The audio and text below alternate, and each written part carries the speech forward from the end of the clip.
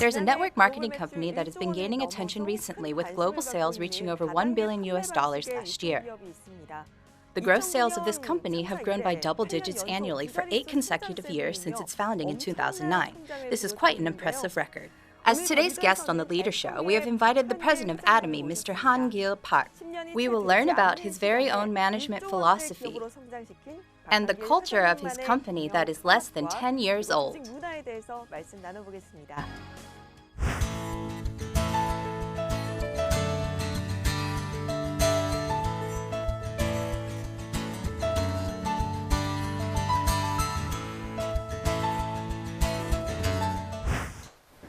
We welcome President Han-gil Park of Atomy to our show. Hello. Hello, it's nice to meet you. I briefly mentioned in the opening that your company has achieved over $1 billion in annual gross sales. So I would assume the company would be fairly well known by now. But I think there are still many people who are not familiar with Atomy. Could you please give us a brief introduction of Atomy? Atomy is a direct selling company that distributes over 200 products, including health supplements, skincare products, cosmetics, and household essentials. Although many people have heard of the company, still, it's not yet widely known. One of the reasons for this is because of our sales through a membership system. Only members are able to purchase and use our quality products at affordable prices, and if members are satisfied with the products, they introduce them to others. Because of this system, if you have not been introduced yet, you may not have heard of Atomy. We have over 3 million registered members in Korea alone, and about 1.5 million members abroad.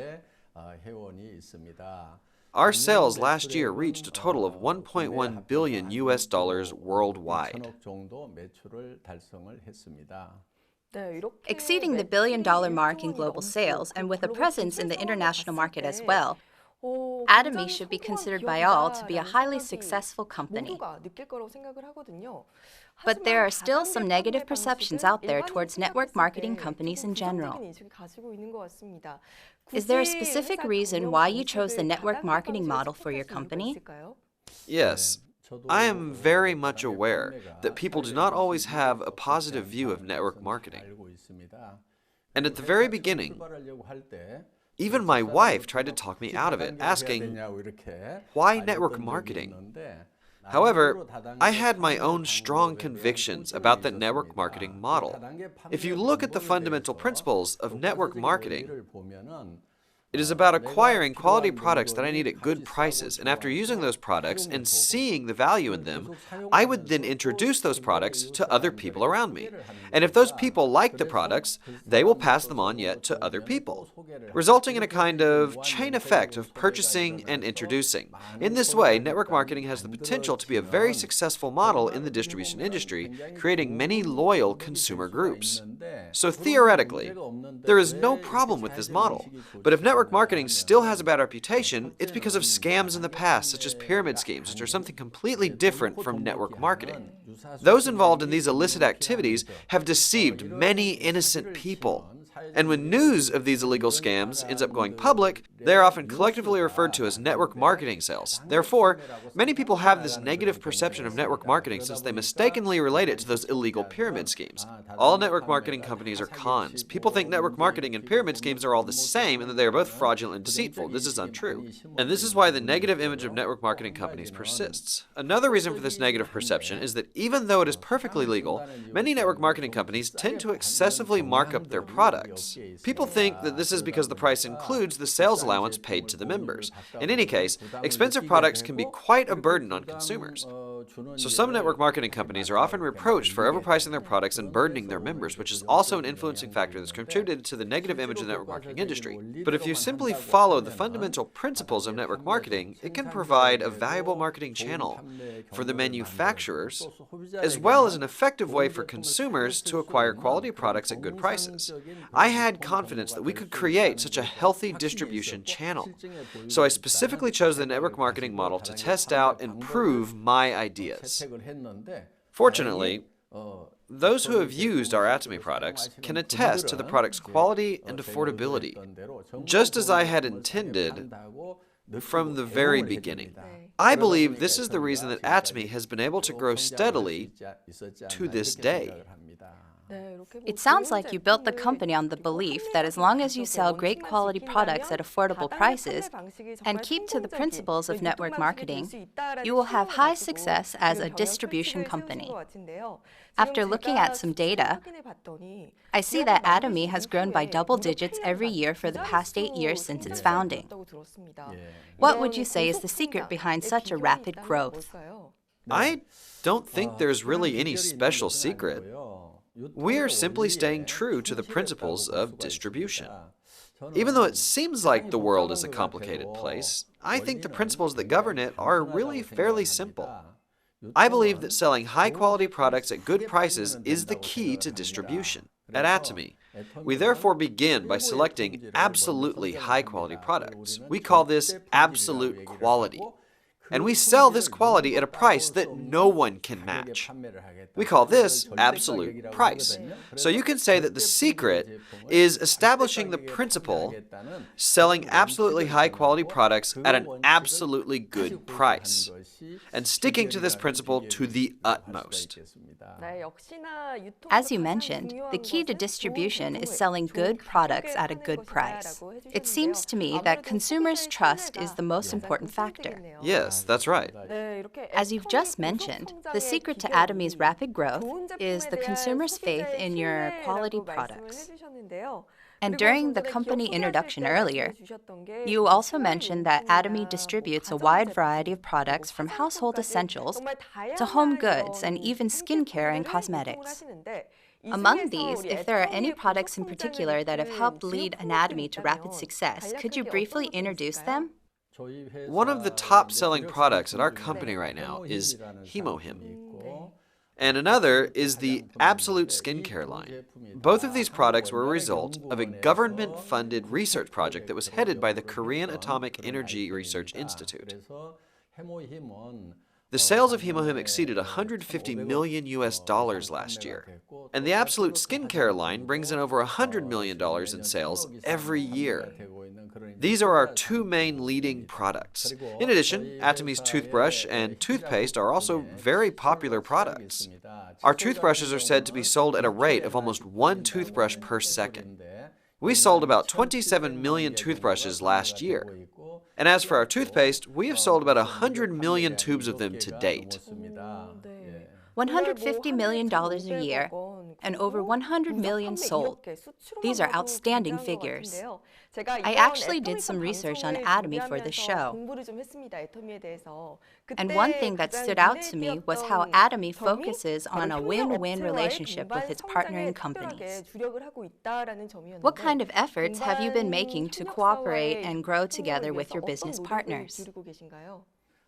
We adhere to a principle that we have established since our founding, which is a one product, one partner principle. This principle means that we only partner with one company per product. Thus, our partner company can manufacture products without worrying about who will be buying what they make. And unless our partner is dishonest with us, we would never switch to a different supplier. This allows our supplier to conduct more research and development on their products and invest more in their facilities in the long run. This is an example of how we support our business partners. Moreover, most of our products are supplied by small and medium-sized companies. If the products are of the same quality and price, we prefer those to come from small and medium-sized companies. In most cases, however, these companies have a lack of capital. They are short on money. In order to help relieve some of their financial difficulties, as long as the products we order arrive at our warehouses, we pay them in cash within 1 week of arrival, even before we start to sell those products. We pay cash, not with promissory notes or anything else. Many partner companies have said this payment policy was a big help in operating their businesses. I also say to them, if you have to go to the bank to borrow money, please come talk to Atomy first. Because in the case of borrowing money from a bank, they have to pay interest, and that interest eventually means higher prices for our customers. So, as long as we can afford it, We offer to make advance payments by which the company can use the funds with no interest. This is another example of our win-win efforts. Judging from your comments, it sounds like if a company simply becomes a business partner of Atomy, all will be very well. But I think some people may doubt if such a company as Atomy really exists. I'm not sure if I can ask you this, but could you please give us some real examples of what you have said? Of course I will. There was once a fire at a production line of Serum Foods, one of our partner companies. Although Serum Foods had their facilities insured against fire, they still faced some financial hardships. We provided financial aid in the amount of $1 million to support them in fully restoring their facilities and improving their production lines. 저희가 화재를 당한 적이 있었습니다. 애터미의 지원을 받아서 바로 신축 공사를 시작할 수가 있었고 약 30%의 생산성이 향상된 시설로 마무리할 수가 있었습니다. As a token of their thanks, they increased the volume of each ramen bag by 17% without us even asking them to. As a result, our customers could enjoy more for their money. There is also a company called KOR JAP. When they first partnered with us, they were a small research company of only about 3 or 4 employees. But now, it has grown enough to be listed in the KOSDAQ and has a corporate value estimated to be worth $1 billion. In fact, most of the small and medium-sized companies that have partnered with Atomy have grown by 5 or even 10-fold. Their management indices clearly show that they have become very stable companies, both financially and in size. As an entrepreneur, I regard such an outcome as very meaningful and rewarding. After hearing about these real cases of how companies have experienced success after partnering with Atomy, I have more and more confidence in Atomy's management philosophy.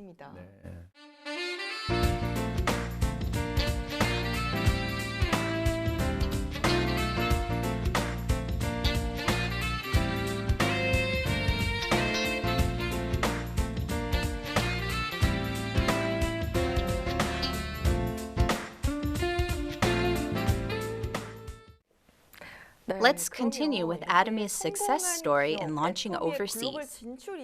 With total sales reaching the billion-dollar mark last year, Atomy is said to be very active in branching out in the global market as well. Atomy has expanded into 10 other countries, right? Yes. We have branch offices in 10 countries, including the US, Japan, and Taiwan. And global sales from these locations came to about $200 million last year. This year, we plan to open branches in 3 more countries: Vietnam, Indonesia, and Australia. And we plan to expand into China, India, and Russia by next year. For some of those global branches coming soon, office managers have been recruited and have started working already. They are busy preparing for the new openings. Do you have a goal in mind for your sales and exports? We have consistently been recognized for our outstanding export records. We have been awarded the Export Tower in recognition of $5 million, $10 million, and $30 million of exports, and last year we were awarded the Export Tower for $50 million. This year we're expected to receive the $100 million Export Tower. As of now, our annual sales in Korea are about $1 billion, and in the long run, we expect that our sales overseas will reach about 5 to 10 times that of our domestic sales. So, my heart is filled with anticipation for the future of Atomy's global success. I'm excited that Atomy is expected to be awarded the $100 million Export Tower this year. Atomy will be actively expanding into the global market and continuing to branch out into more and more countries worldwide. Does Atomy have a particular strategy for targeting the global market? Yes. We have something called the GSGS strategy, which is the Global Sourcing Global Sales strategy. We go beyond selling products just made in Korea. If one of our partnering countries has a great product that has high market potential, we will source it. that means that we will purchase that product and not only sell it in Korea, but in all the other countries where we have branches. I suppose you could call this intermediary trade. For example, sandwich seaweed and aroma patches are products that come from Taiwan. We take those products and export them to Singapore and Malaysia. They can be brought into Korea, but these Taiwanese products can also be exported to Singapore and to Malaysia. I see. So that's how you expanded globally. Yes, this GSGS strategy not only helps Taiwan, but people in Singapore and in Malaysia also benefit from enjoying high-quality products at an affordable price. For another example, we purchase pepper that is produced in Cambodia, and we sell it in Korea, as well as in the 10 other countries where Atomy is located. Therefore, from all kinds of products worldwide, we hand-pick and source those that have a competitive edge in quality and price. In other words, we source only products that meet absolute quality, absolute price standards, and we sell those products to other countries. That's why we call it global sourcing, global sales. Our dream is for Atomy to become a worldwide hub of distribution. This is my vision for Atomy.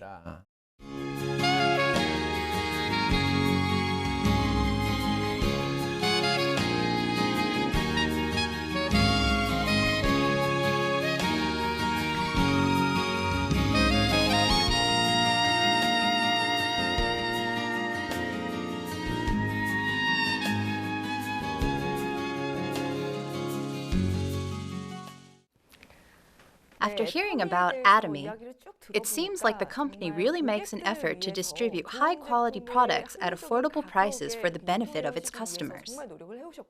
And Atomy is a company that works even harder to grow together with its partnering companies. While researching about Atomy, I came across some unique keywords. Let's take a look at these keywords to learn about Atomy's management philosophy and organizational culture. Could you please tell us about these? Sure. The first key phrase is feeding cows versus feeding babies. I don't really understand what this means. This is what we refer to as the kind of mindset we should have toward our customers. In our company, we have a set of management goals, and the first one is customer success. This means that Atomy does not consider the customers to be a means of success for the company. Rather, the focus is on the customers themselves. We use the phrase feeding cows versus feeding babies to explain this in simple terms. The reason a farmer takes good care of a cow is not for the benefit of the cow itself, but for the purpose of getting milk from the cow. I doubt if there's a farmer who would take good care of a cow if it's not producing any milk. Right? But when a mother takes care of her baby, she's not trying to gain anything from the baby. The baby itself is the goal. We strive for an attitude like a mother feeding her baby, not like a farmer feeding a cow just to get milk. Just like a mother focuses on her baby, we want to focus on our customers as the ultimate goal. The first part of our company motto is cherish the spirit. We never think of people as a means to an end, but rather the end goal itself. This is the philosophy behind how we run our business. The second key phrase is, getting rid of work is the way to work effectively. How can you get rid of work and work well at the same time? Most companies will tell their employees to work hard and to work well. However, I do not tell my employees to work harder or to become better at their job. I tell them to eliminate work if at all possible. I believe that getting rid of work is the best way to work effectively. As an example, people used to attach the backs of smartphones with screws. But later, They came out with plastic covers for the back that just snapped into place without using any screws at all. They got rid of the work of putting in the screws. So who is the better worker? Someone who is really good at putting in the screws, or the person who has eliminated that step altogether? If you ask me, it's the person who got rid of that step. So I challenge my employees to find ways to eliminate unnecessary work, instead of working hard on something that is repetitive or overlapping with something else. Some people who don't really understand this will often ask, but won't I be kicked out of the company if there's no work left to do? I get this question a lot. But here's an example. In the past, it was very hard to do laundry. Women used to have to wash their family's clothes by hand. But now there are washing machines in your house, so the chore of washing clothes by hand has been eliminated. You just throw your clothes in the washer, and the laundry is done with just a press of a button. Does that mean the homemaker should be kicked out of her house? I don't think so. Of course not. In the same way, we never fire our employees. After loading the washing machine, the homemaker can do a number of other things, such as read a book, do something creative, or simply enjoy having some free time. Just like this, my real intent is for our employees to automate their work and do something for the future, such as take part in something creative, something for personal development, or something that just makes them happy. This is what I mean by getting rid of work. From what you're saying, you will never fire your employees, right? But won't the employees just sit around and not get anything done? When people are hired as full-time employees of Atomy, we give them job security until the day they retire. After telling them that I would never fire anyone, even if they didn't do any work at all, a lot of people asked, well, what happens if everyone really just sits around all day playing, just not doing any work? But I believe that people inherently like to work more than they like to play. Of course, there are people who say work is difficult and that they don't like it. But there is a reason behind that. It's because those employees don't have the power to make their own choices and have to follow orders that are assigned from above. They don't like to work because they have to work like a machine in some ways. But if employees are given the power to make their own decisions, they may agree with me that there is nothing more fun than working.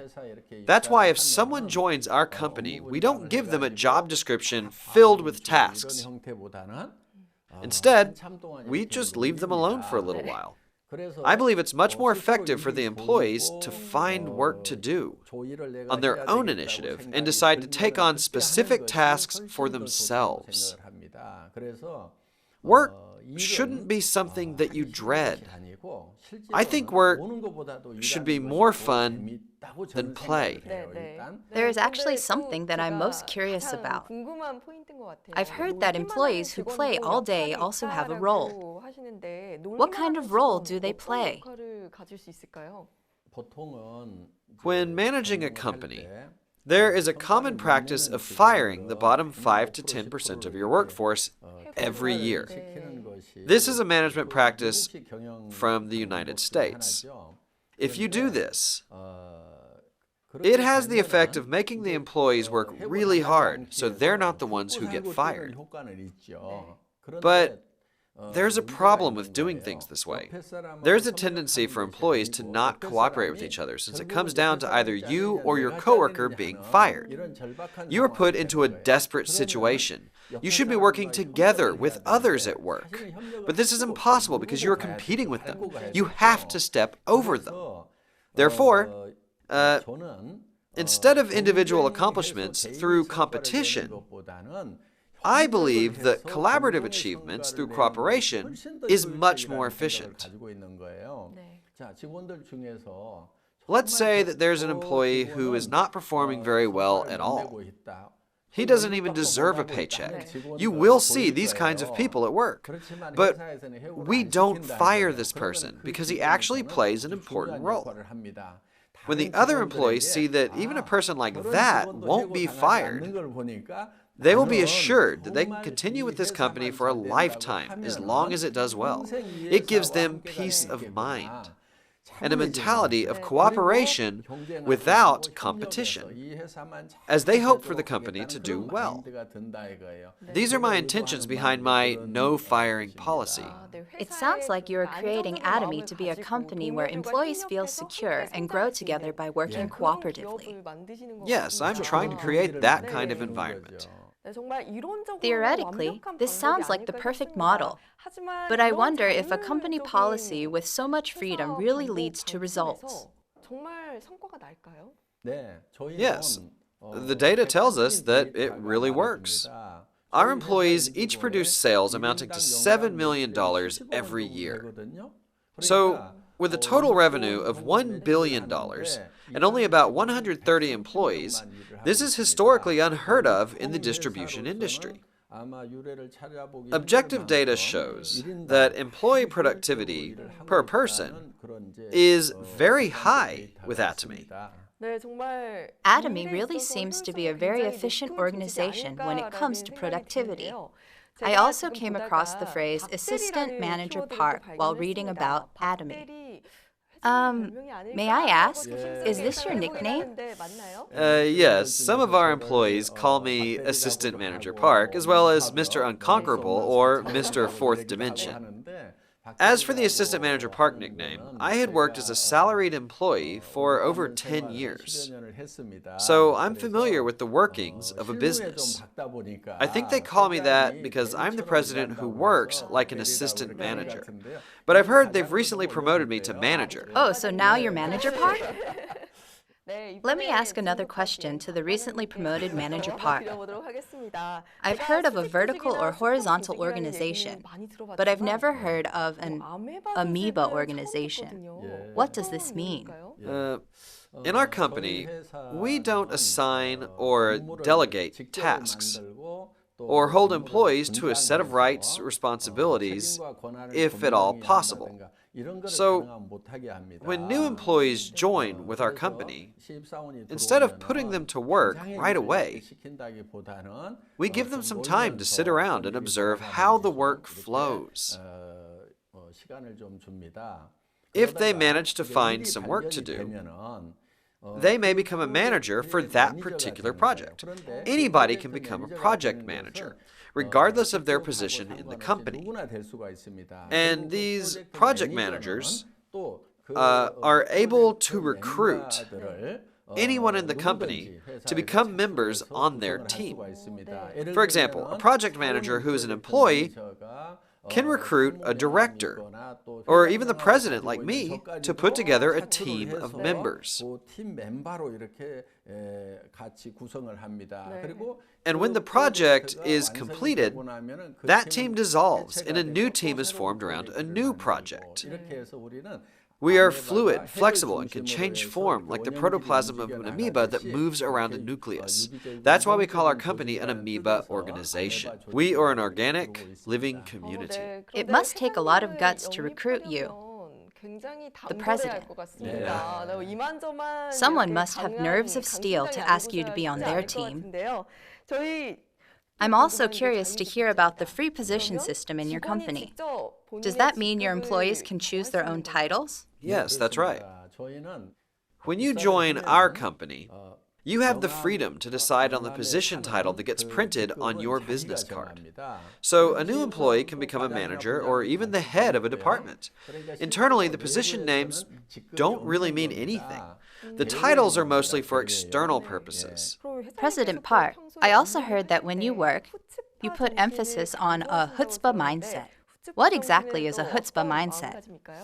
The chutzpah mindset can be found in Israel's education philosophy.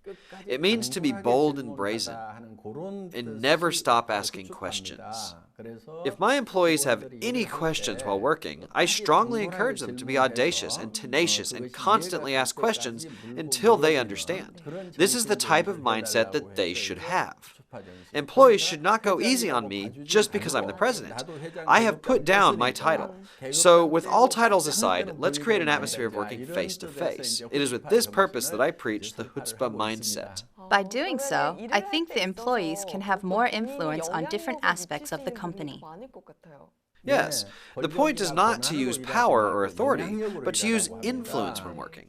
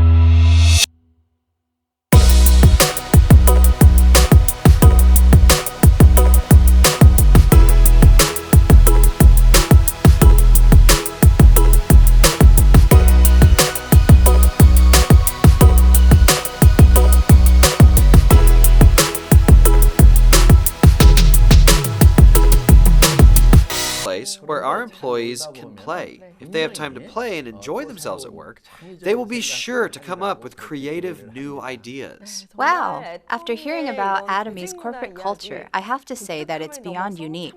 It is revolutionary. After listening to your talk today, President Park,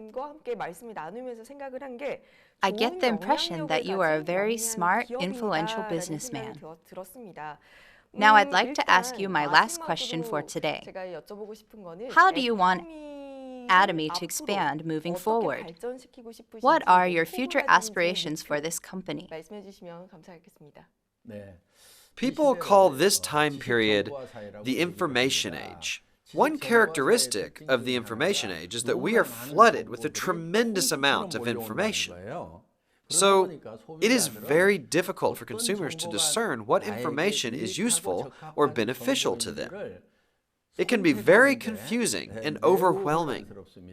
Atomy wants to be the company that helps consumers with this overload of information and provide just the right products for them at the lowest possible price.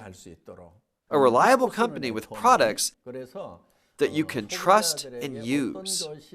Atomy would select the most relevant and beneficial information for its consumers, acting like a kind of shopping curator. This is how I would describe it. We want our customers to simply trust and use our products at Atomy. We strive to become the company where consumers can just buy any of our products and know that these are the best products for them, minus the hassle and information overload.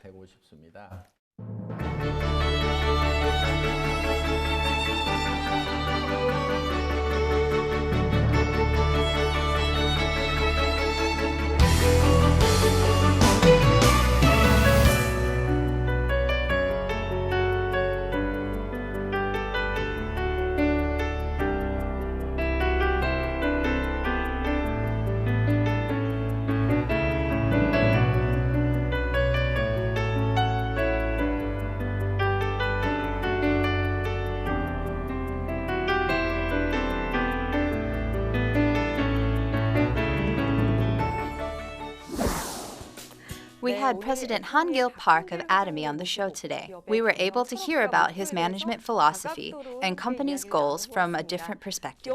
Of course, increasing sales and growing as a global company is important. But what stood out was President Park's great resolve and belief in the importance of winning customers' trust through every effort.